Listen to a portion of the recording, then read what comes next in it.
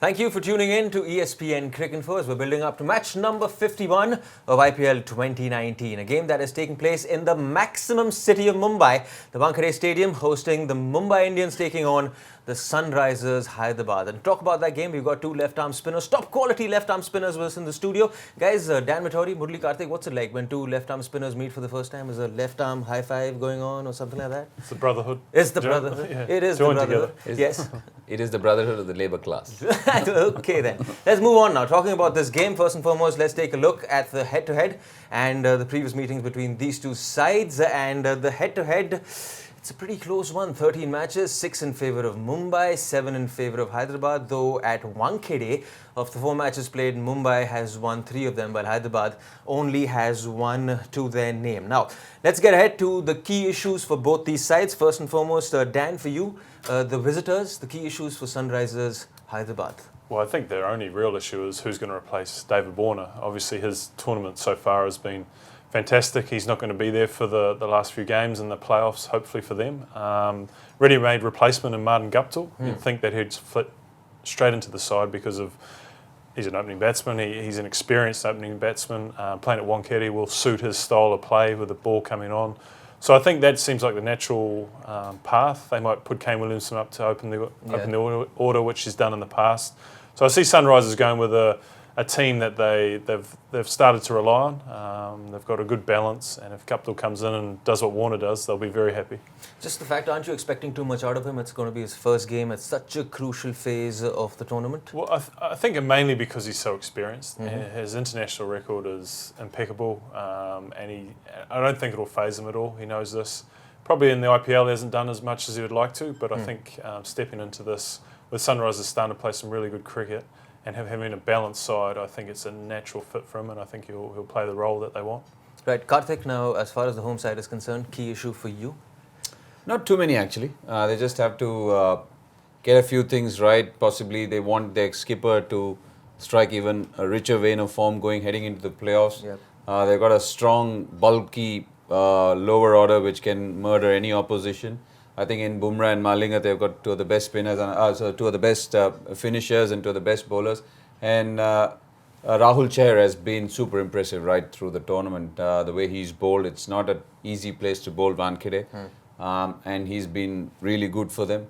So they've got most bases covered. It's just stringing them all together in one game or game after game from now on, because they know how to win. They've done it before. So given a crucial stage of the tournament, it's going to be interesting, because if MI win tomorrow, then other teams have still some chance. But if SRH win, then it's curtains for the rest of the hopefuls to make it to the playoffs. And your playing 11 is unchanged, I'm guessing? Unchanged, because Anukul Roy played at Chennai because of the wicket and its nature. But as soon as they went back to Wankhede, they gave Barinder Sran a chance, and I think he's a good enough left-arm seamer, not too far ago. Played for India, played for SRH, and it's good that he's got a chance. I won't want to tinker with the side. And Dan, for you, just the one change, I'm guessing?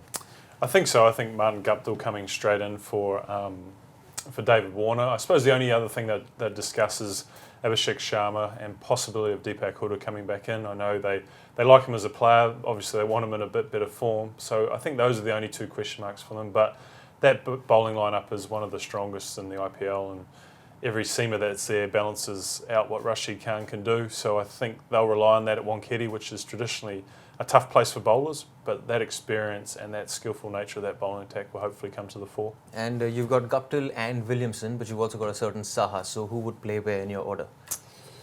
I think probably just to keep it like for like, Guptill would come straight in for Warner, Kane to stay at 3, and Guptill to open and continue the good form that Saha had in the last game. And once again, he's a guy who likes pace on wicket to pick the ball up, take it over deep square legs. So I think they'll keep going with that. And Kane's the sort of guy who's happy just to fill in any role that's required.